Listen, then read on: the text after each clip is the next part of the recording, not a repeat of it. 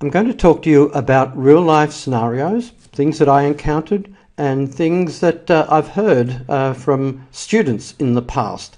And our background, our understanding, our level of knowledge depends on our own life experience. For example, take me down to an art gallery, I wouldn't know the difference between graffiti and a work of art. Take me to a medical conference, I wouldn't understand the terminology, what it all means, anything. I'm out of my depth.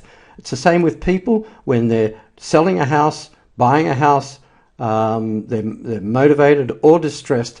It's all unknown to them. They cannot think rationally. So my background was when I helped my colleague introduce these strategies into the United Kingdom, my background is that of an immigrant from Australia. And if you look at the book that you're reading, one of the chapters is immigrant thinking. So let me show you my immigrant thinking. The word lay-by in the United Kingdom has this connotation: a place at the side of the road where a vehicle can stop for a short time without interrupting other traffic. We pulled into a lay-by to look at the map. Well, for us Australians,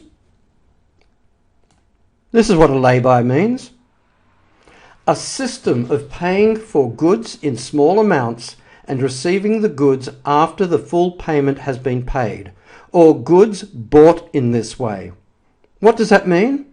My mother would like a dress or a vase, an expensive dress, didn't have the money today to buy it, didn't have a credit card, they didn't have them, they had department store cards, but she could buy it on lay-by, which was pay a deposit up front with an admin fee and then make a series of payments over a few months until she'd made all the payments, and then she could take the item away.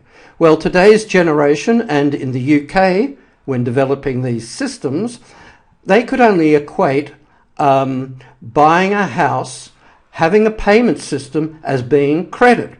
Now I ask you, if you had an expensive item, let's call it a motor car, because I'm going to use an analogy. You have a motor car and you buy it on credit, means you borrow money and then you have to pay back that money. If I stop paying after a couple of payments, is somebody going to chase me for the balance? Remember, I've borrowed the money, now I've got to pay it back. I'm going to get chased. But if I buy that car, and say that car, I buy it from the shop, and they'll hold it for me, and I put a deposit down, and I keep going back and making payments on that car, but they're not going to give me the car until I've made 6 payments over 6 months, like Mum. But I stop paying after 1 month. They've received the deposit, they've received the first month's payment, and they own the car, or they hold the car. They still haven't exchanged the title. And I run away. Are they going to chase me? No. That's because that's the difference between credit on one side and just making payments on the other. Nobody could understand it. So I grew up with that immigrant thinking, and I just said, well, if I could buy a vase or buy a dress or a suit on lay-by, could I do the same thing on a house? And the legal people said, it's not credit, you're doing it, and it's a different system. So here we are, real life scenarios. Can I force somebody to get a solicitor to represent them? Can I force them? Can I put them in a chokehold? The answer is no, you can't.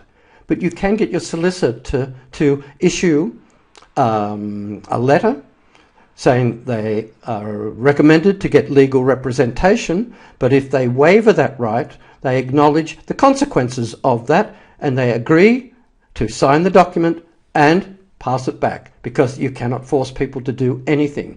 There could be situations where it's just too tricky, or you're not confident about explaining all the what-ifs, all the potential objections. So you just overlook something.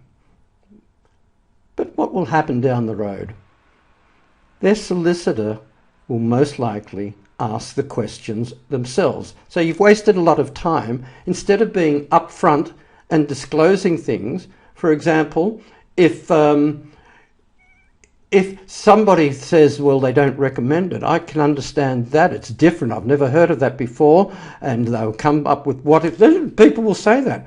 But you've just really got to ask your best friend, your accountant, or your solicitor representing you, if they're going to put their hand into their pocket and pay your arrears or pay your next month's mortgage payment. Are they going to do that for you?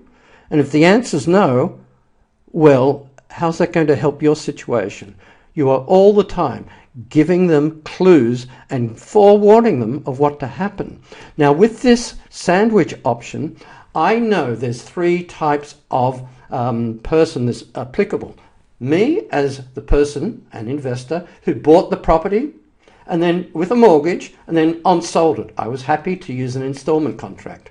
There are also 2 other people that I may work with, maybe on a joint venture. It could be the landlord investor or it could be the homeowner.